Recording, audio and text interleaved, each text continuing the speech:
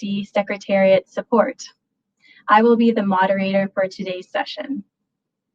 Just to let you know a little bit about Community-Based Research Canada, CBRC's mission is to address real societal problems through research as a national champion and facilitator for community-based research and community campus engagement in Canada.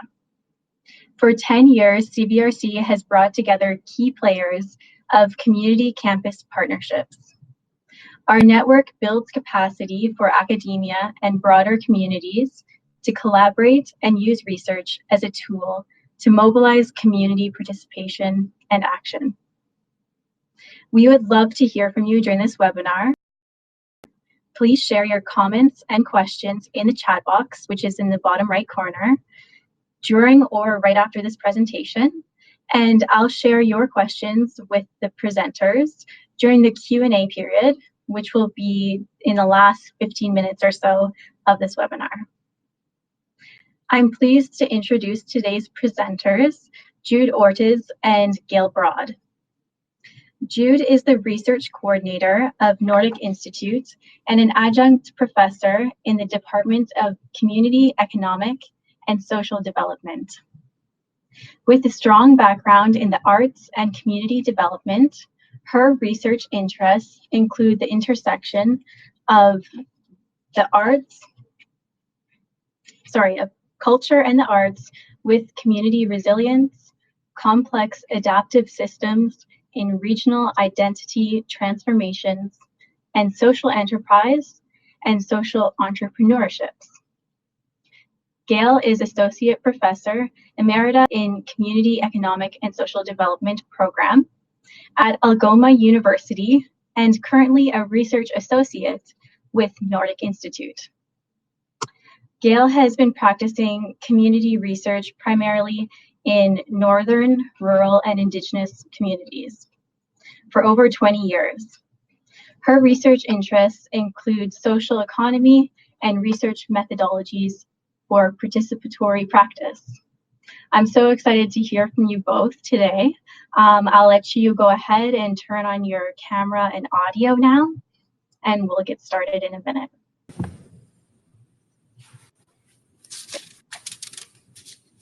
Thank you. You can go ahead whenever you're ready. Okay, well, thanks so much, Jana, for introducing us and for welcoming us today to the Community-Based Research Canada for this webinar, and welcome to everyone on the line today. Really appreciate this opportunity.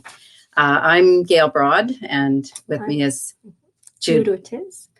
And we both, as our intro suggested, work at Nordic Institute, which is based in Sault Ste. Marie. We're affiliated with Algoma University.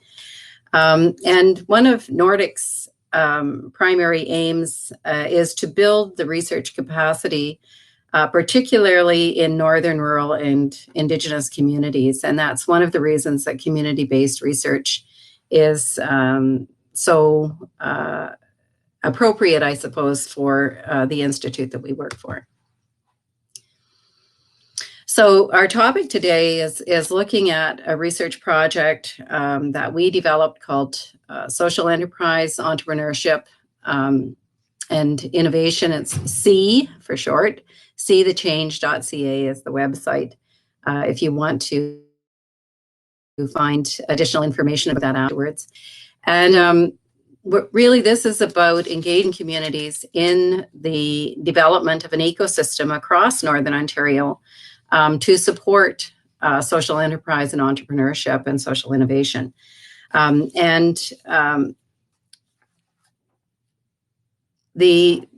concept of an ecosystem was one that was promoted in a variety of different ways, but was funded by the Ontario Trillium Foundation initially. Jude will tell you a bit more about that later. But that was the commencement of this project. So the question for the case study overall that we were addressing in our work was, how can Northern, rural, and Indigenous communities be engaged in the collaborative development of a social enterprise, social entrepreneurship ecosystem. Today, we're going to be talking really about the use of community-based research and how the project could be driven by the community as opposed to university researchers. So that's the context for our presentation. Sorry, I just need to bring up the next slide. I clicked on the wrong button. Okay, so to give you some background to this project, this is the general region that we were providing support to this development over. You can see that it circles the Great Lakes region. Northern Ontario itself has been divided for the past couple of hundred years now by colonialist policies that really have established what we sometimes call the three solitudes of Northern Ontario, of Indigenous peoples, Francophone settlers, and Anglophone settler communities that came a bit later. The region's economy has historically been dominated by resource extractive industries, and it's a huge geographic region, as you can see. Circles some of the largest lakes in the world, and has a lot of rocks and trees and mosquitoes and black flies. But it's been challenged over the last many years now to try to establish more sustainable economies and resilient communities as the global economy has moved away from resource extractive. So in late 2013, the collaborative, based at both Nordic Institute as the backbone organization, as well as a whole host of community-based organizations, the collaborative emerged, funded by Ontario Trillium Foundation. And the concept initially was to develop an ecosystem to support social enterprise and entrepreneurship development, particularly focused on youth development. And so the challenge for us was to look at the establishment of a youth-led collaborative and supporting youth in that. Because Nordic has been rooted in the Community Economic and Social Development Program at Algoma University, and we've been teaching about social enterprise development for almost 20 years now. The work of Nordic as the backbone organization was very much facilitated by that prior knowledge and experience of working with communities, both in conducting research on the social economy and working with social economy organizations, as well as teaching actual courses in social enterprise development. I'll turn it over to Jude for the next section. Okay, so you're doing this one, Bill. Oh, sorry, this is my slide. The literature review that we conducted suggests that entrepreneurial ecosystems, and by entrepreneurial systems, the academic definition of that is that entrepreneurial ecosystems are very dense social networks that mobilize and transfer knowledge. And the literature suggests that they may serve, that these types of entrepreneurial ecosystems may serve as a very successful economic development strategy. But one of the challenges with that is that these kinds of ecosystems may create some real inequities in who actually is supported in their business development and which kinds of enterprises are successful. Social enterprises and other forms of community economic development can and do address the kinds of inequities that may arise from entrepreneurial ecosystems, however. And they do that by focusing on building local economies designed with and by community members. And that's, of course, the definition of community economic development. This incremental change that occurs can also lead to social transformation by virtue of the fact that this knowledge mobilization that occurs and the sharing of that knowledge through knowledge mobilization centers such as universities, colleges, other educational institutions, as well as community-based, including, I should say, community-based educational institutes, can engage this diversity of actors and empower network members. That's all possible. It doesn't always happen, of course, but theoretically, it's all possible. And finally, the iterative cycles that community-based research is known for, those cycles of conceptualizing, planning, acting, observing the outcomes, and again reflecting on those should engage network members of any sort of network, but obviously as well an entrepreneurial ecosystem network members in a cycle of ever deepening dialogue, thereby empowering them to participate in and thus create ongoing social innovation and ultimately community resilience. So that's the theory that really provided the foundation for the different aspects of the work that we produced over the 5 years of this project. So now I'll turn it over to Jude.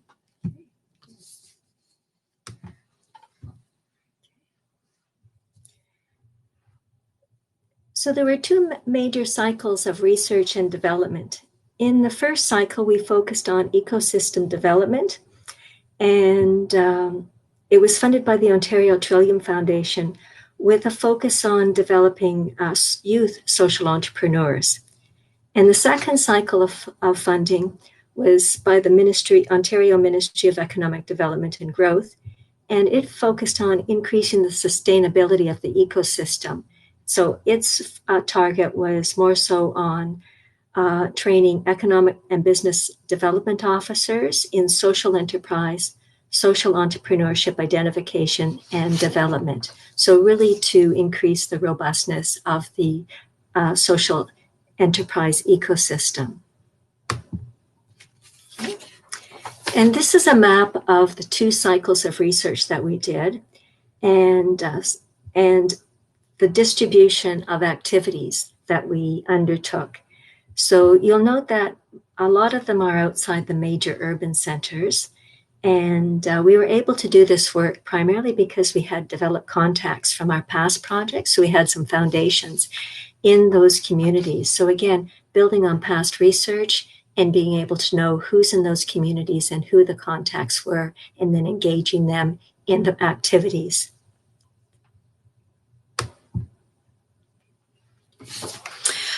This slide, there's a small correction. It always seems that you double check and you still miss something. So the cycle that we were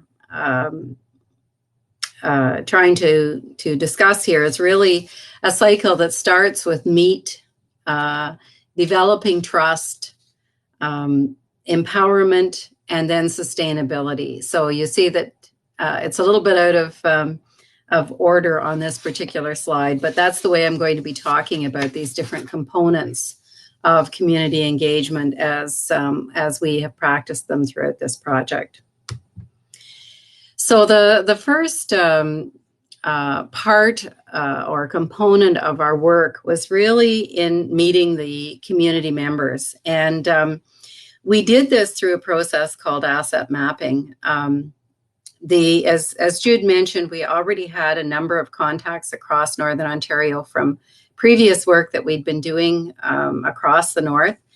And so we contacted some of those members, and we also had, of course, partners in the original grant application who also supported us through helping us work with their community partners. And we undertook a process of what we call asset mapping, which is really it's a strengths-based tool. Probably many of you are familiar with this. But this allows you to initiate conversations with communities. And so we were initiating conversations with communities about social enterprise and social entrepreneurship and engaging youth in those activities. And it really provides an opportunity for people who attend an asset mapping session and participate in it to share their knowledge in a very non-threatening space. We're not asking them to talk about all the things that are wrong or, painful experiences that they've experienced, but rather to talk about the good things. What's working in the community? What kind of social enterprises, or what does social enterprise mean to you? What does becoming a social entrepreneur mean to you? Who do you know that is a social entrepreneur? And so on. So it's looking at the resources, the assets, the strengths, who could help you develop, and looking at both internal and external relationships and networks that might be able to support it. So it was a very positive experience for communities to undertake for the most part. We also established a web-based portal which provided electronic connections with others interested in social enterprise, again at local, regional, and right through to provincial, national, and international networks, so people could find work that others were already being done. One of the very highly successful parts of the portal work was developing a spotlight series where we highlighted social enterprises and social entrepreneurs at all different stages of development, from diverse cultural groups and with a very wide variety of social missions and priorities. And this allowed people to see their own local organizations being highlighted, as well as, of course, a wide variety of different folks being highlighted. This series also engaged collaborators and other community members in identifying social enterprises in their own local communities that we could shine the spotlight on. And it really highlighted both regional and cultural differences. And it also provided the crucial piece of providing role models for youth social entrepreneurs. And in the second cycle, for business and economic developers to, again, see that wide diversity, the breadth, some of the things that people were seeing as experiencing as challenges in developing as social entrepreneurs or in developing their social enterprise. And perhaps one of the other things that was absolutely crucial to the overall success of the project was that the collaborative itself remained open to new and unusual collaborators as they emerged. And this, in the second cycle, included the business and economic development partners who really wound up driving that second cycle of work. We also had, of course, face-to-face symposia, which provided opportunities for communities and collaborative members to recognize and appreciate the region's expertise, again, those diverse cultural approaches and resources that were available to folks.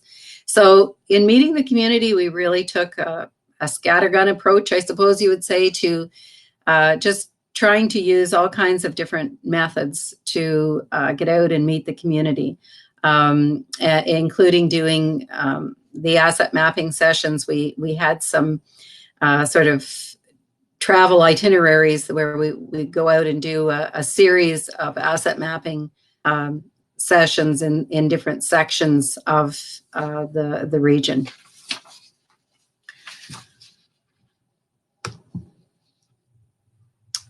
So that process of meeting the community never really ended throughout the 5 years.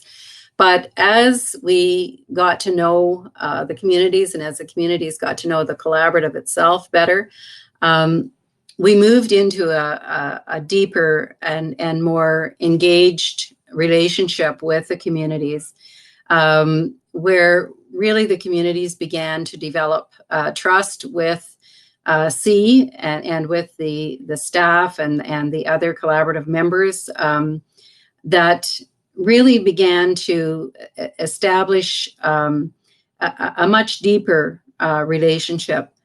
So collaborative members, as I mentioned, they built on, the collaborative members themselves built on the previous relationships that they had with communities. And those communities, again, I'm talking about geographic communities, cultural communities, communities of interest. And they really began to identify some of the equity-seeking groups that were most likely to benefit and pursue social enterprise or social entrepreneurship as a career, and social enterprises as a way of furthering opportunities for employment, furthering social missions, and achieving some of their goals for greater social equity. The collaborative members built on their own strengths, using that, the skills and so on from that asset mapping work that was done initially.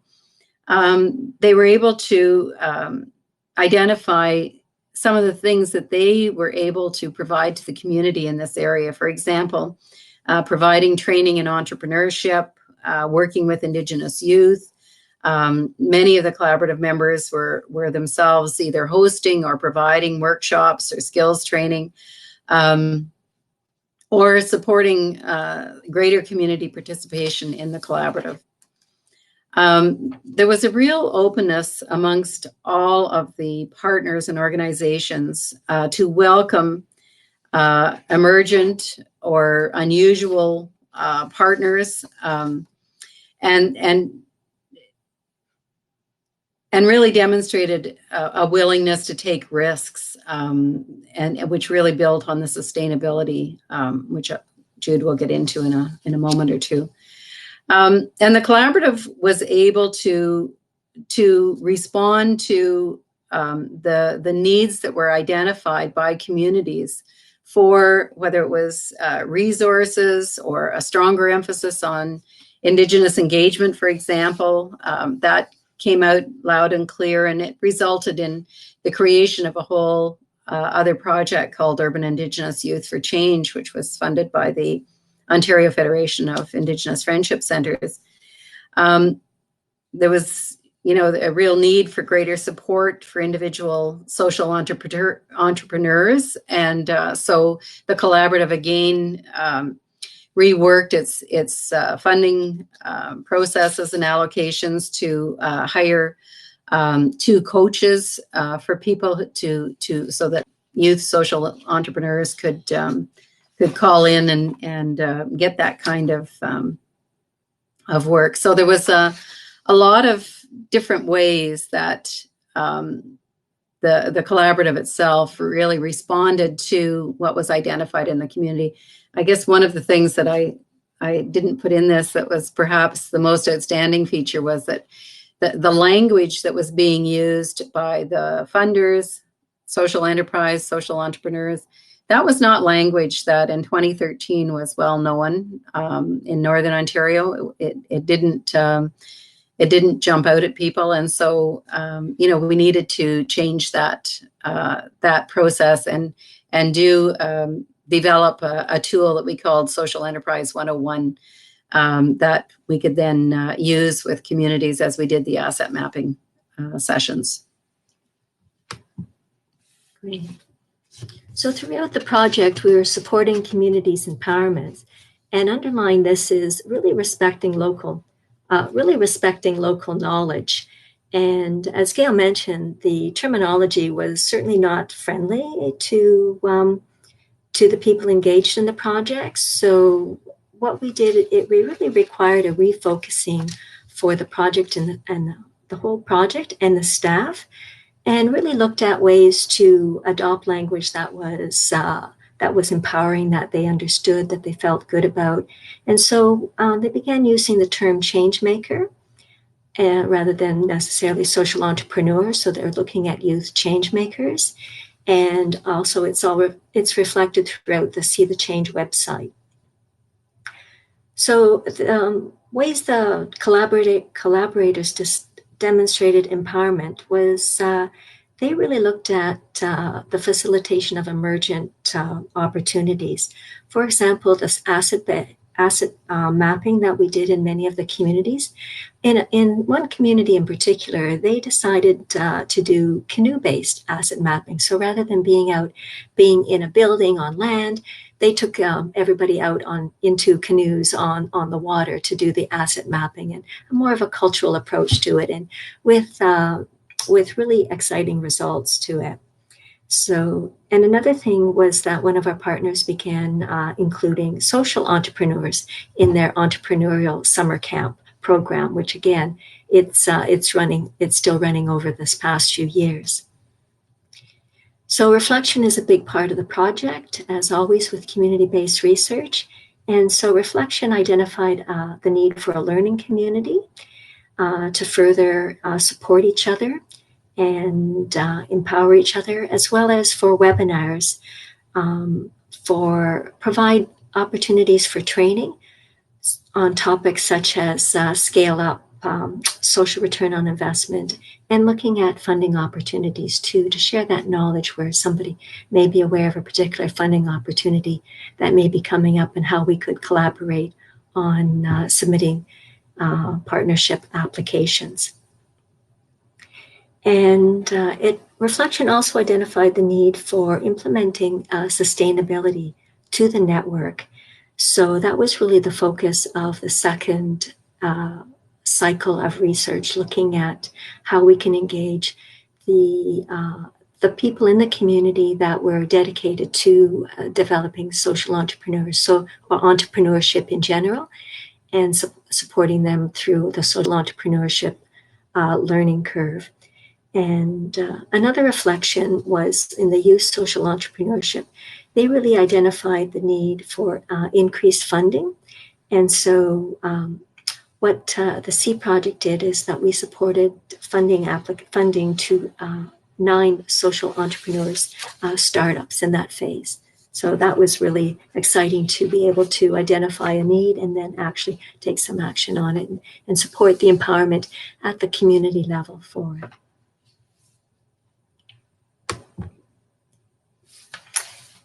And with sustaining engagement, the Urban Indigenous Youth for Change that Gail mentioned, it was a tailored program specifically to reach urban Indigenous youth.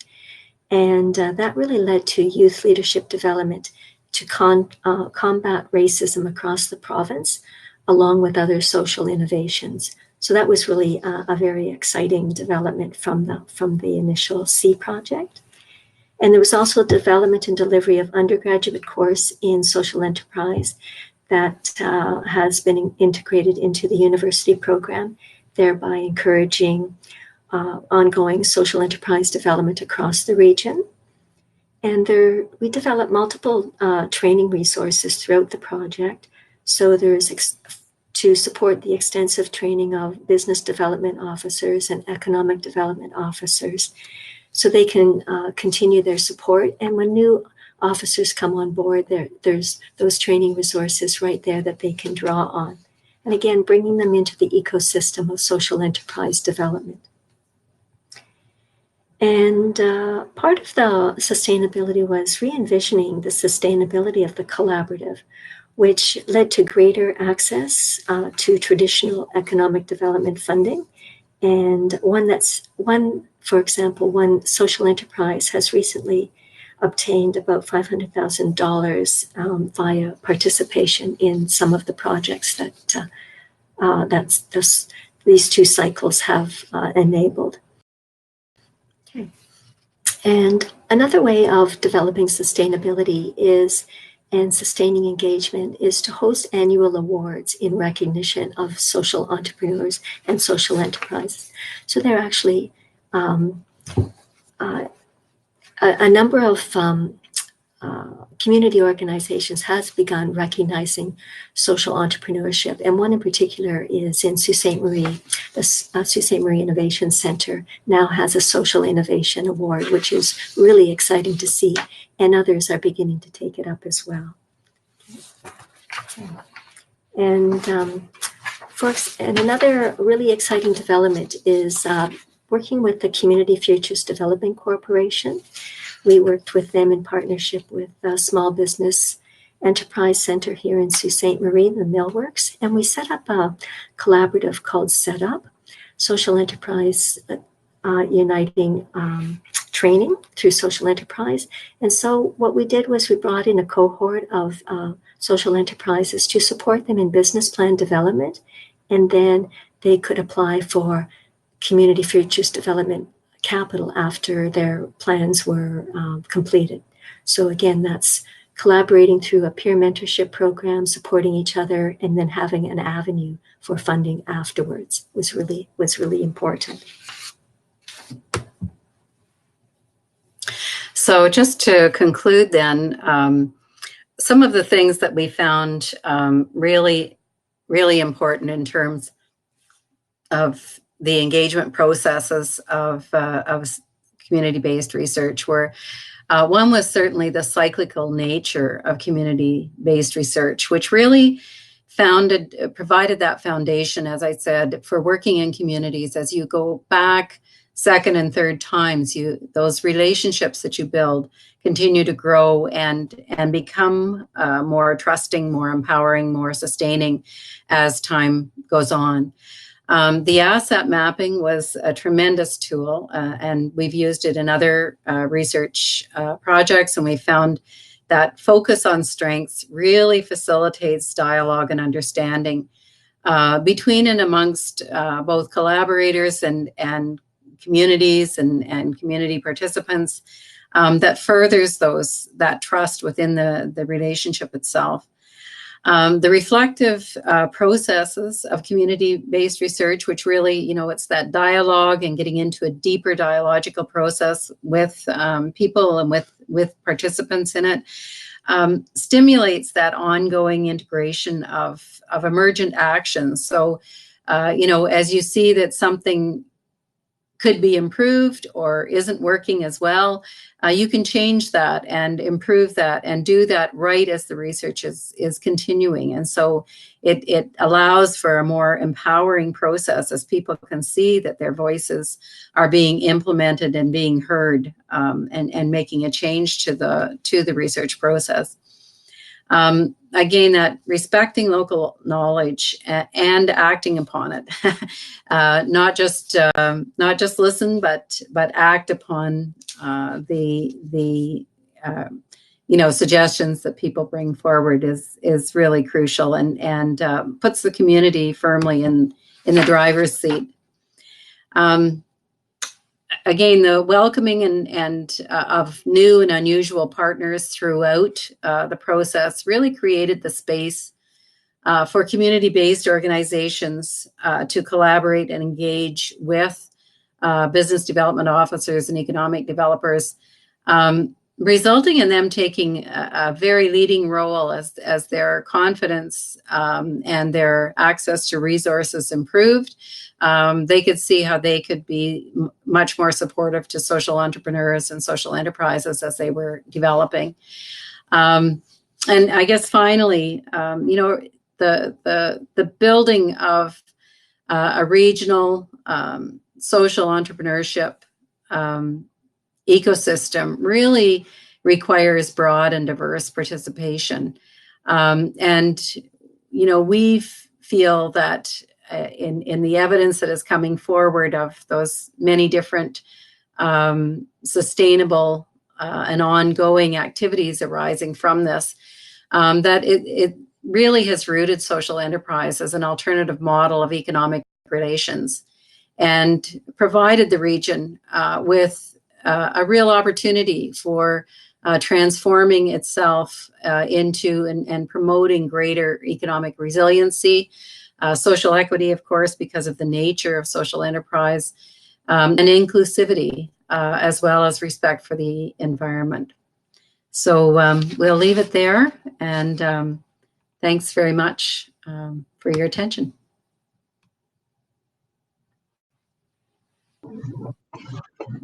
Thank you very much, Jude and Gail, for that very interesting case example. I think I learned a lot from it. Just to let the audience know, a recorded version of this webinar, as well as the slides, will be available on the CBRC website under resources. Now it's time for a question and answer period. While you are thinking of your questions and you're typing them in the chat box that's in the bottom right corner, I'll tell you a little bit more about how you can get involved with CBRC. We welcome you to become a member of CBRC as an institution, organization, individual, faculty, or student. You can learn more on our website about becoming a member. You can continue to join CBRC webinars. We have another one coming up October 15th, so you can go to the website to register for that. If you are a community-based researcher, you can join the map of the network of community-based researchers in Canada by submitting your profile on the website. You can also send your news and events from your organization to info@communityresearchcanada.ca, and I will share them on the website. Or you can also sign up for the CBRC mailing list by going to the newsletter page and entering your email address.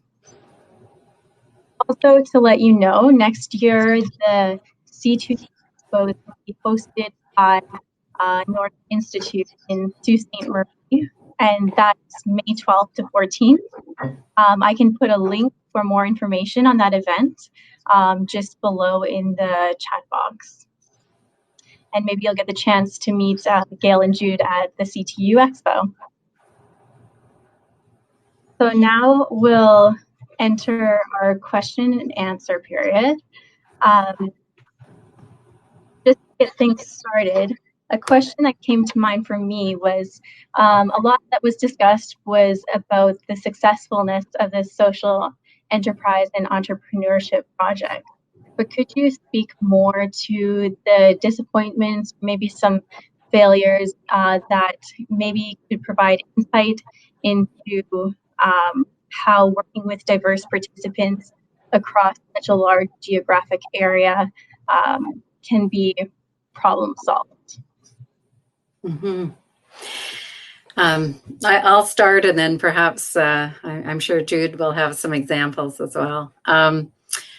I think one of the very first things that I mentioned, or that occurred in the project that was kind of a shock for some of the folks, was the fact that so little was actually known in our region in terms of the terminology, that there simply wasn't an awareness of the terms social enterprise and social entrepreneurship. And that came up at the very first asset mapping session, which, the staff had they'd spent two months kind of orienting themselves to the project, getting materials ready, starting to reach out into communities and so on. They went out on their first tour of communities to do a series of asset mapping sessions, and we're very excited to participate in it. And then the community said, well, what is social enterprise? Like we're kind of here in the dark. We don't really know what's going on. And so that really resulted, as I said, in a rethinking. We had to create and respond to the social enterprise, develop a social enterprise 101 that really talked about what it was in Northern Ontario. And in a way that led to many successes, because it was the beginning of, I think, the Spotlight series, where we recognized that we needed to use some examples to illustrate the variety of social enterprises not only to the communities, but also to ourselves.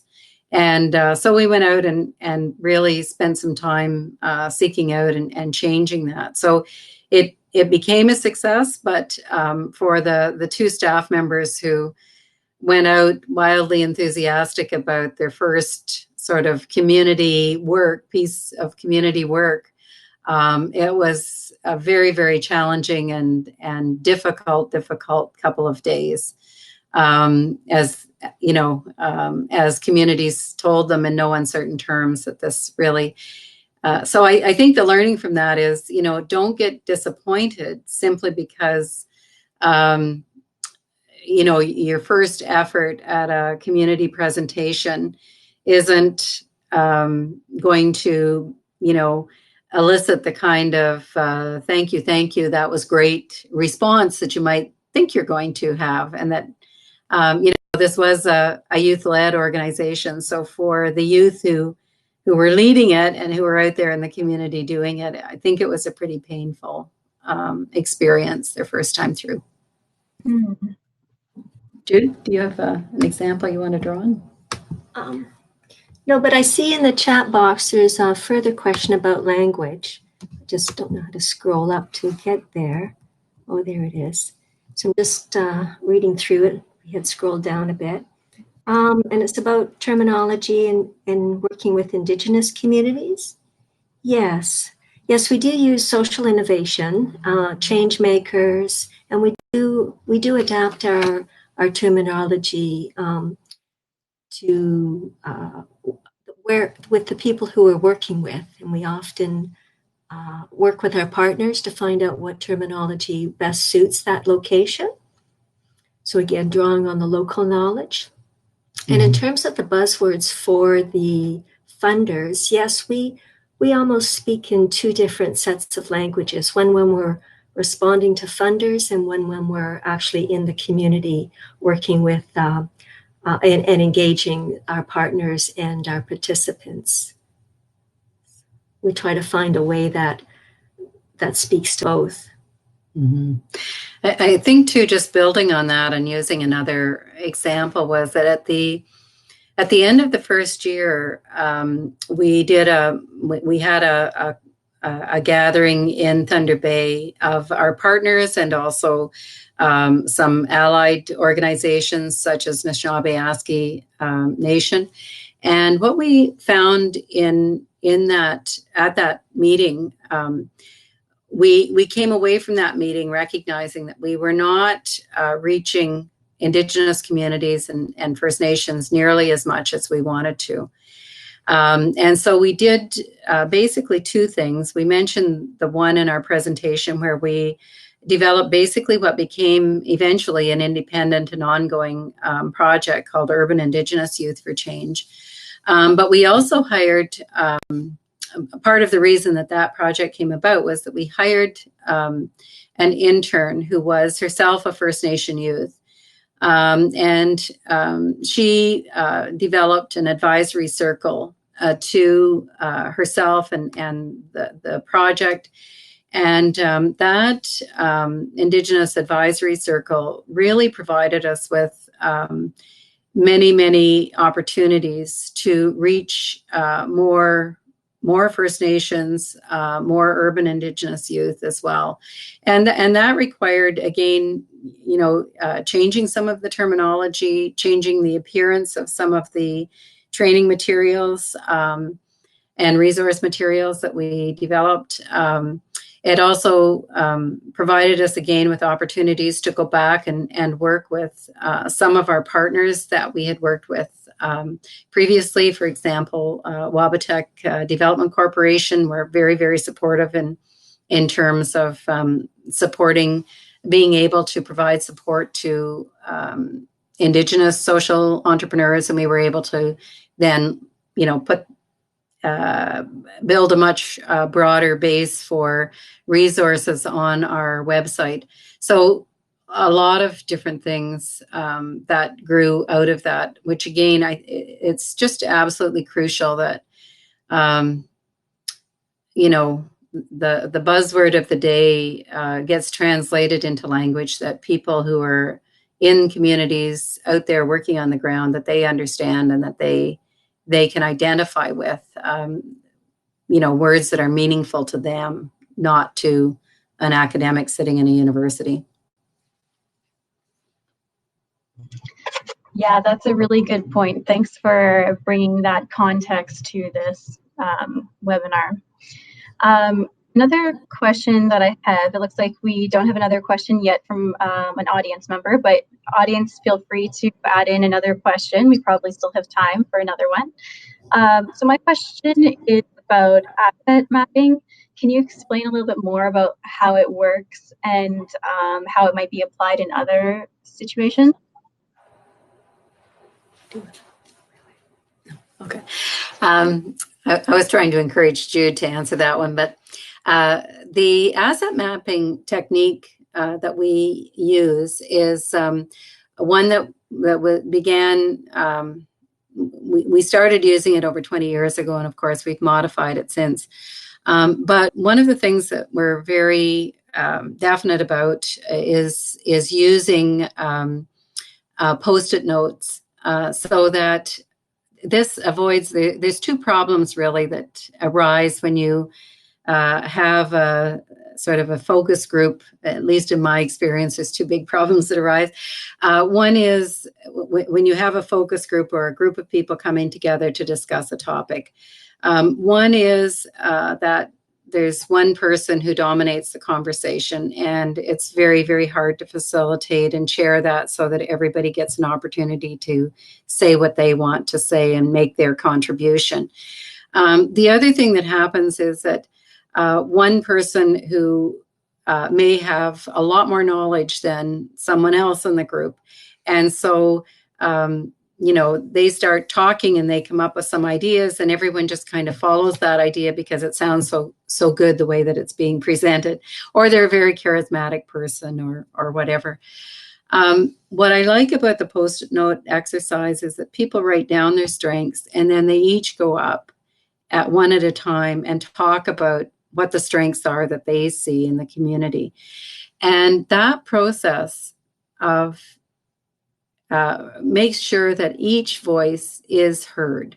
And some people might have two, and yes, some people might have seven, but that person with two can be encouraged to, add another one if they think of it. And each voice then becomes equal in many ways to the other voices around the table.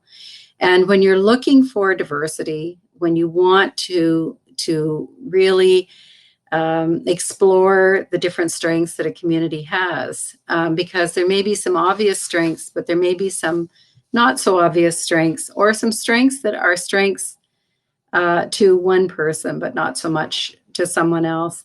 Those then have an opportunity to come out and be heard. And I think that's a really important component of it. This method of doing community-based, of doing asset mapping, there's a Train the Trainer manual on the seethechange.ca website. So if you're interested in looking at that in more depth, there is a manual there. Wonderful. Thanks for that practical tip for how to facilitate asset mapping. I think it was really helpful to hear that. Looks like we have another question in the chat box. It is, as part of the sustainability approach to social enterprise and engagement within the local and larger communities, we understand that there are processes in training those really interested and rewarding those who have been able to make significant difference through their works. However, will social entrepreneurs be taking initiatives by themselves while they are able to support grants and partnerships? Or what other channels would be or create incentives or continued growth of more social entrepreneurs?